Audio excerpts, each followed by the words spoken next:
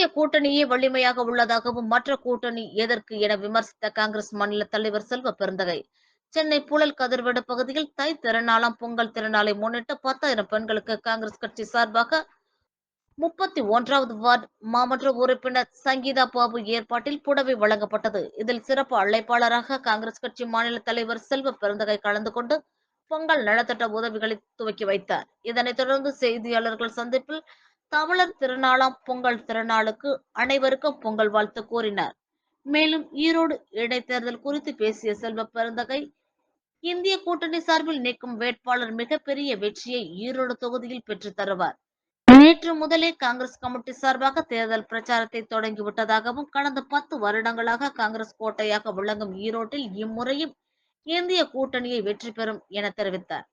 2026 தேர்தலில் இந்திய கூட்டணி தமிழக வெற்றி கழகத்துடன் இணையுமா என்ற கேள்விக்கு, இப்போது உள்ள இந்திய கூட்டணி மிகவும் வலுவான கூட்டணி என்றும், வேறு கூட்டணி எங்களுக்கு எதற்கு என்றும் மாநில தலைவர் செல்வ பெருந்தகை விமர்சித்தார்.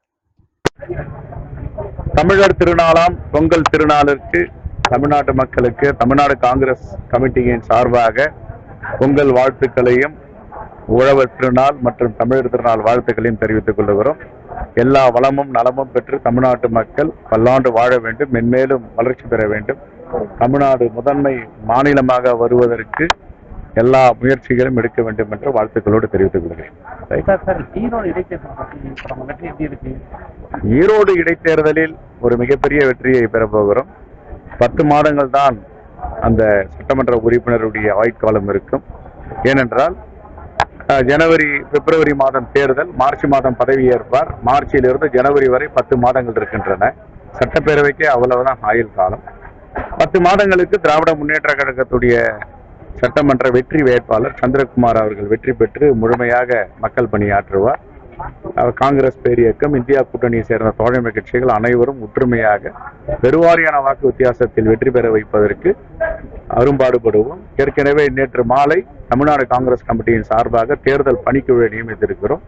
இன்னும் 2-3 நாட்களில் ஈரோடு சென்று அங்க களப்பணியை முடக்கிவிட இருக்கிறோம். பொங்கல் தொகுப்புல வந்து தேர்தல் பாதிக்குமா அப்படின்ற மாதிரி சொல்லியிருக்காங்க எதிர்கட்சி தலைவர்கள்லாம். வீட்டுக்கு ஒரு தாய்மார்களும் மகளிர் உரிமை தொகை 1000 ரூபாய் பெறுகிறார்கள். பெருமகிழ்ச்சியோடு அதை வாங்கிக் கொள்ளுகிறார்கள்.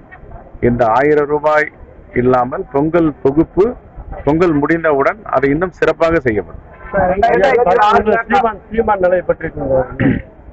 தந்தை பெரியாருக்கு எதிராக அவர் பேசுகின்ற விமர்சனங்கள் ஏற்றுக்கொள்ளக்கூடியதல்ல. எல்லோரையும் விமர்சனம் செய்கிறார். விமர்சனம் செய்வதற்கு உரிமை இருக்கிறது. கருத்துரிமை, எழுத்துரிமை, பேச்சுரிமை எல்லாம் உரிமையும் இருக்கு. அதான் மகாத்மா காந்தியடிகள் சொன்னார், எல்லா ஜனநாயகமும் உரிமையும் கொடுக்கப்பட்டது கைவீசி நடப்பதற்கு தான். கை வீசும் பொழுது பிறர் மூக்கை தொடுவதற்காக இல்லை. விமர்சனம் செய்கிறார் ஏற்றுக்கொள்ளக்கூடிய அளவிற்கு விமர்சனம் செய்யலாம். தந்தை பெரியாரை பற்றி சீமான் பேசுவதற்கு என்ன அருகதை இருக்கிறது? அதை என்ன முதிர்ச்சி இன்மை தான் காட்டுகிறது. 2026 தமிழக வெற்றி நாங்க இந்தியா கூட்டணி தான் வலிமையா இருக்கிறோம். அப்புறம் எதுக்கு அடுத்த பேச்சுக்கு போறீங்க?